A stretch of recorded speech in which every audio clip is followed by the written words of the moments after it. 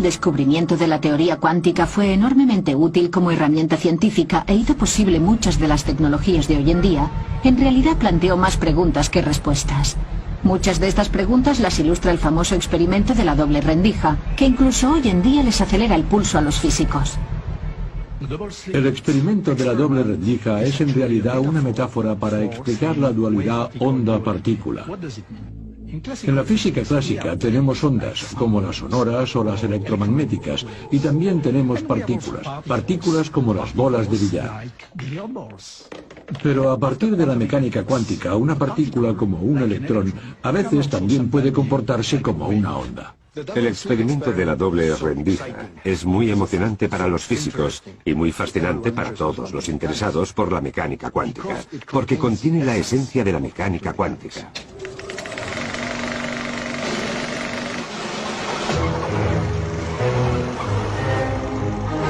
El experimento de la doble rendija es muy emocionante para los físicos y muy fascinante para todos los interesados por la mecánica cuántica, porque contiene la esencia de la mecánica cuántica.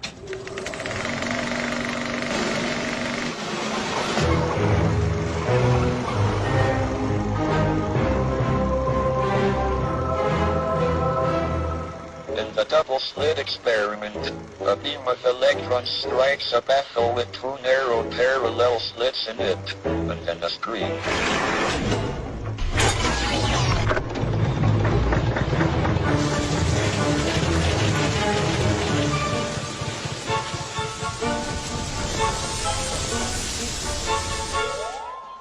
Cuando hacemos este experimento con las luces encendidas, no ocurre nada inusual. Los electrones forman el mismo patrón en la pantalla que se esperaría de una bolita de papel mascado, de un chicle o incluso de un tomate. Pero cuando apagamos las luces sucede algo sorprendente.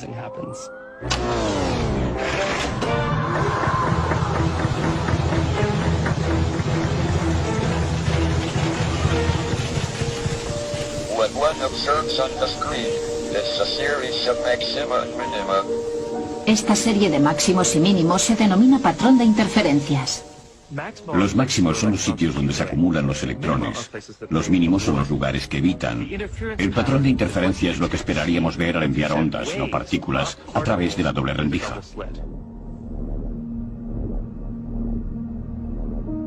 Lo que observamos en el experimento de la doble rendija se explica matemáticamente por la ecuación de las ondas de Schrödinger, que predice el patrón de interferencia observado. Pero la teoría cuántica no nos explica dónde está la partícula cuando pasa por las rendijas.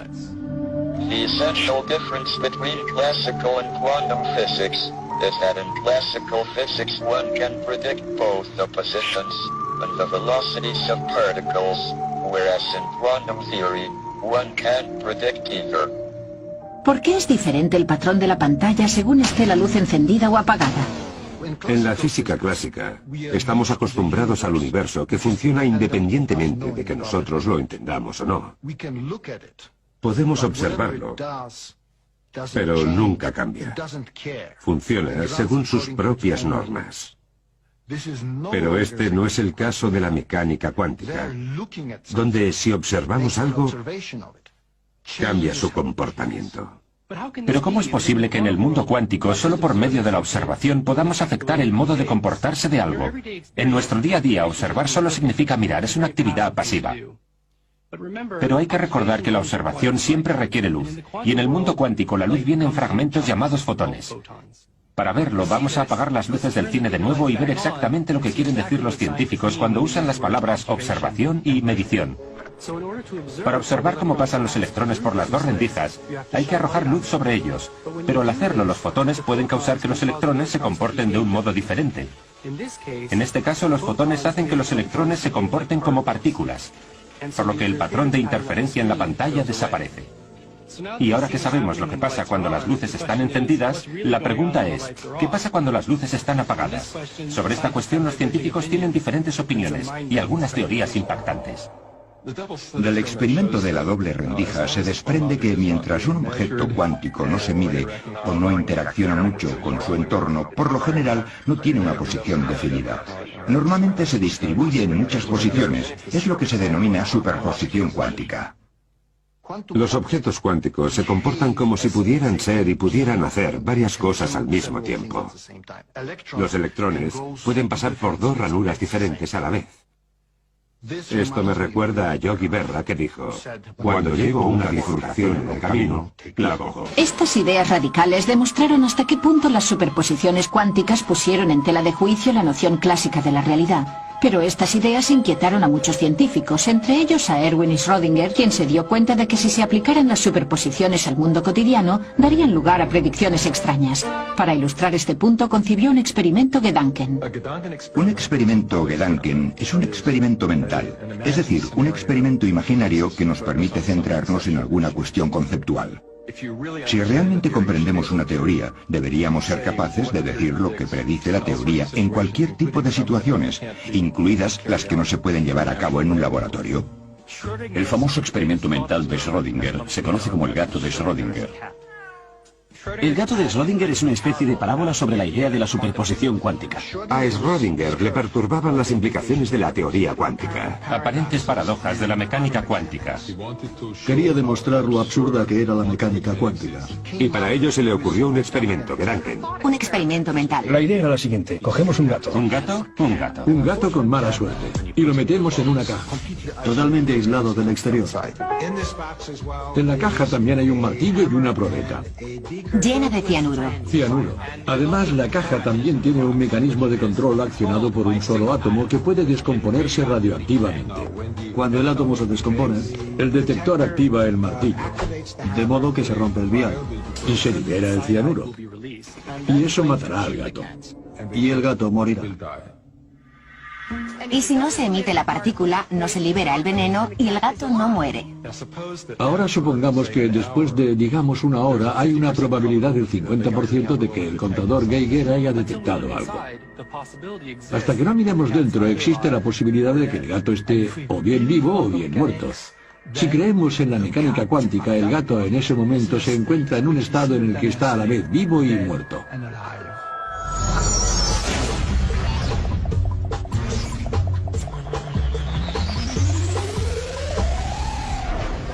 Lo que Schrödinger quería demostrar es que es absurdo pensar que el gato esté al mismo tiempo vivo y muerto solo porque sea descrito por una superposición. Y que del mismo modo debemos reconsiderar la idea de los electrones en superposición. Una de las respuestas que podríamos dar es que nos negamos a responder a la pregunta. Podríamos decir que la teoría cuántica es solo un conjunto de reglas para calcular dónde vamos a detectar la luz, y nada más. Es la escuela del cállate y calcula. Los físicos han dado todo tipo de respuestas, no hay un acuerdo general, y probablemente pasará mucho tiempo antes de que lleguen a uno. Ahora bien, mientras que los físicos pueden estar en desacuerdo acerca de si se debe tomar en serio la idea de que el gato está vivo y muerto a la vez, lo importante es que la superposición no se puede explicar en los términos de los conceptos clásicos, y eso es exactamente lo que hace que la mecánica cuántica sea tan intrigante. Al igual que a Schrödinger, a Einstein le seguía intrigando esta aparente paradoja. Einstein creía que se podría entender todo si se descubriera una teoría más exhaustiva, más completa. Para demostrarlo, se le ocurrió hacer un nuevo experimento Gedanken con sus colegas Boris Podolsky y Nathan Rosen en Princeton. Gracias a él, probaron que ciertas combinaciones o superposiciones de partículas pueden combinarse de un modo extraño y contradictorio que no puede explicarse con la mecánica clásica. El resultado es lo que se llama la paradoja Einstein-Podolsky-Rosen, o EPR. La tesis en sí resultaba difícil de entender para las personas de a pie y quizá incluso para los científicos. ¿Listo? Vale. En una teoría completa, Hay un elemento que corresponde a cada elemento de la realidad. Una condición suficiente para la realidad de una cantidad física. Es la posibilidad de predecirla con certeza sin perturbar el sistema. De modo que, o bien la descripción de la realidad proporcionada por la función de onda de la mecánica cuántica no es completa, O bien estas dos cantidades no pueden tener una realidad simultánea. Por lo tanto, la conclusión a la que llegamos es que la descripción de la realidad proporcionada por una función de onda No es completa.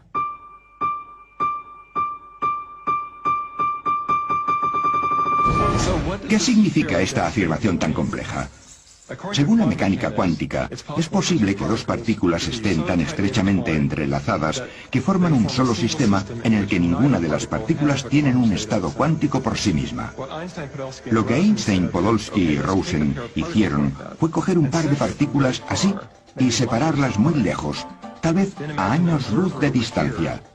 Luego, imaginemos que aquí hay un observador midiendo la partícula A, dándole así un estado que no tenía antes.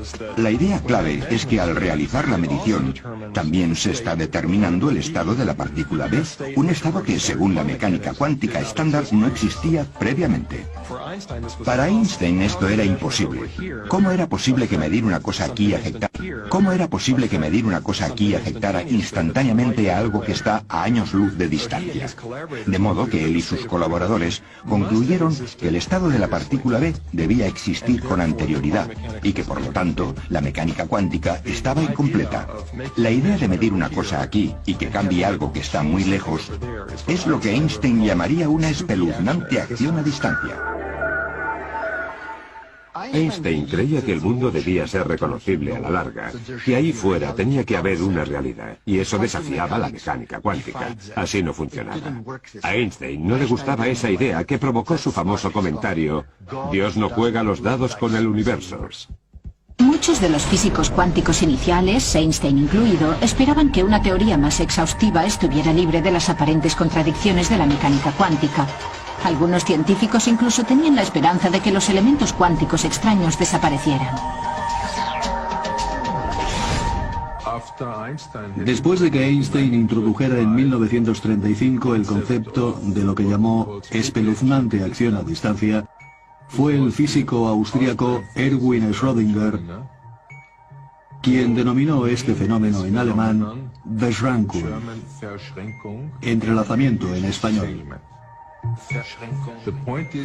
La cuestión es que Beschränkung es la mejor manera de llamarlo. Beschränkung es algo como esto, una conexión muy fuerte y bien definida, mientras que entrelazamiento suena a lazos, a algo no muy bien definido. Imaginémonos dos partículas entrelazadas como si fueran un par de bailarinas. Si las bailarinas no pueden verse o hablarse mientras bailan, es posible, aunque difícil, que vayan totalmente sincronizadas. Pueden hacerlo solo si han ensayado antes y saben cuáles son los movimientos que hay que hacer en cada momento. Einstein esperaba que las propiedades de las partículas entrelazadas se pudiesen describir de la misma manera, que la forma correlativa en la que reaccionaban los dos fotones ante cualquier medida posible se pudiera explicar al considerar que los resultados de la medición estaban predeterminados. Pero se equivocaba. Ahora sabemos que el entrelazamiento es una conexión entre partículas mucho más fuerte de lo que se puede alcanzar en la física clásica. Estas curiosidades cuánticas, de las cuales el entrelazamiento era la más extraña, desconcertaron a los investigadores durante más de un cuarto de siglo. En 1964, el físico irlandés John Bell diseñó un experimento para probar lo que Einstein pensaba que era imposible. La publicación de Einstein, Podolsky y Rosen de 1935 fue ignorada durante los primeros 30 años de su existencia. Entonces llegó John Bell y demostró que el entrelazamiento no se podía explicar con una teoría básica y sencilla. Esto dio lugar a experimentos fundamentales en los que se intentaba averiguar si la naturaleza estaba realmente loca, si realmente era tan extraña. La publicación de la teoría de John Bell sobre el entrelazamiento coincidió con el desarrollo del láser que posibilitó estos experimentos. Cuando leí el artículo de John Bell, descubrí lo que era el entrelazamiento y me pareció absolutamente fascinante. Para mí fue toda una revelación, algo así como amor a primera vista. El artículo explicaba que el gran debate entre Einstein y Bohr sobre la base de la mecánica cuántica se podría resolver por medio de un experimento.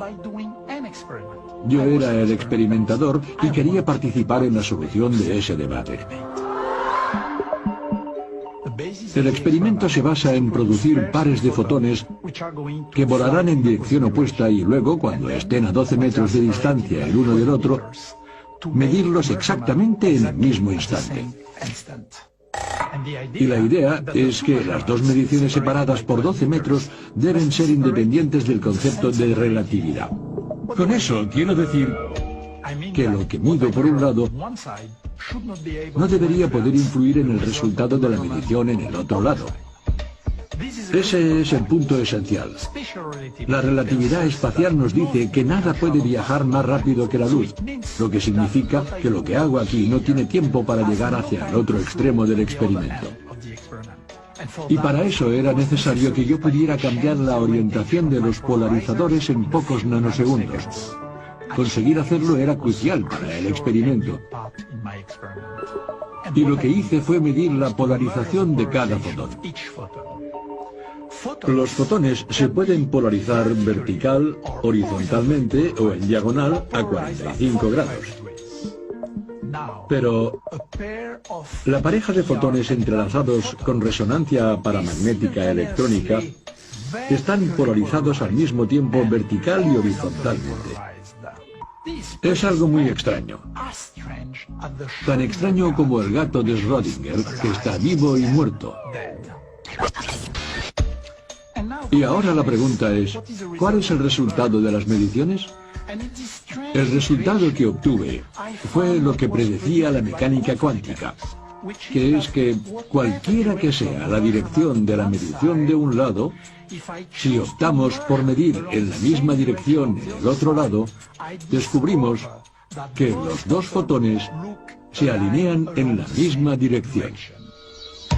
Esto significa que los resultados de las mediciones están estrechamente correlacionados, más que cualquier correlación concebible en la física clásica. Significa que cuando los dos fotones están colocados a 12 metros de distancia, continúan comportándose como un solo objeto. Einstein pensaba que eso no era posible porque significaría que hay una especie de espeluznante acción a distancia entre los dos objetos. Pero si queremos comprender el resultado del experimento, tiene que entrar en juego la espeluznante acción a distancia. Einstein never really understood the fundamental difference between classical and quantum theory. That is why he found it so difficult to accept things like the uncertainty principle. But quantum theory agrees with observation. God really does play dice with the universe. Antes de que llegaran John Bell primero y Alain Aspect después, lo único que podíamos hacer era discutir sobre la rareza de la mecánica cuántica. La ecuación de Schrödinger nos dice que un gato puede estar tanto vivo como muerto, y nadie sabe lo que eso significa, simplemente es extraño. Y estos argumentos se prolongaron durante décadas. Lo que hizo John Bell fue añadir algo de matemáticas y algunas cantidades al fenómeno cuántico, y lo que hizo Alain Aspect fue verificar esas mediciones en el laboratorio. Así pues, entre John Bell y Alain Aspect fuimos capaces de medir el extraño fenómeno de la mecánica cuántica. Los experimentos de Alain Aspect establecían que esos efectos cuánticos eran reales, aunque no quedaba claro cómo encontrarles el sentido con nuestro modo habitual de pensar. Lo que es más notable es que estos experimentos llevaron a una generación de científicos a preguntarse cómo pueden sernos de utilidad estas extrañas características cuánticas. La mecánica cuántica nos da una descripción increíblemente precisa de la conducta de la luz y de la materia. Este descubrimiento ayudó a los científicos e ingenieros del siglo XX a desarrollar todo tipo de tecnologías, como por ejemplo el láser y el transistor, que son el núcleo de nuestro mundo electrónico. Estos dispositivos cuánticos a una escala relativamente grande funcionan sin mostrar de un modo explícito los aspectos extraños de la mecánica cuántica. Estas tecnologías que nos resultan tan familiares son producto de la primera revolución cuántica. Pero ahora ha llegado una segunda revolución cuántica gracias a dos acontecimientos importantes. El primero es la capacidad tecnológica de controlar directamente la rareza del mundo cuántico, incluidas la superposición y el entrelazamiento. Y el segundo es el nacimiento de la era de la información. Así que aquí viene la información cuántica, o la IQ si estamos enviando un SMS. Lo que me hizo pensar en la información cuántica fue que en 1985 leí un artículo del físico estadounidense Richard Feynman, en el que hablaba de la posibilidad de que los ordenadores operaran sobre principios cuánticos. Fue algo totalmente revelador. Porque hasta aquel momento yo estaba más acostumbrado a pensar en la información en términos muy abstractos. En el mundo cotidiano nos resulta difícil separar la idea de la información del contenido y el significado. Pero podemos hacernos una idea de por qué la información es física. Si pensamos, por ejemplo, lo que haríamos si se nos pidiera que señaláramos una información. Siempre señalaríamos un pedazo de papel con algunas notas, aunque también una fibra óptica o un disco duro. En el caso del disco duro, vemos que la información tiene realmente un contenido físico. Si queremos guardar información en, digamos, un disco duro de 100 gigabytes, tenemos que pagar un dinero. Tenemos que ir a comprarlo. Si queremos guardar información en, digamos, un disco duro de 100 gigabytes, tenemos que pagar un dinero. Tenemos que ir a comprarlo. El hecho de que haya una cantidad física por la cual pagas un dinero nos dice que en realidad la información es física. Por ejemplo, yo estoy hablando con vosotros ahora y la información se transmite mediante el sonido. Podría escribir una carta y la información se almacena en forma de tinta y de marcas sobre el papel. Una vez entendemos que la información es física, empezamos a preguntarnos si las leyes de la física limitan el modo en el que se procesa la información. O en el caso de la física cuántica nos proporciona un mecanismo completamente nuevo para procesar y comunicar la información. Información. Esto es la información y su uso adecuado puede traer una nueva dignidad a la humanidad. Preparatoria Oficial 210 del Estado de México. Trabajando el futuro.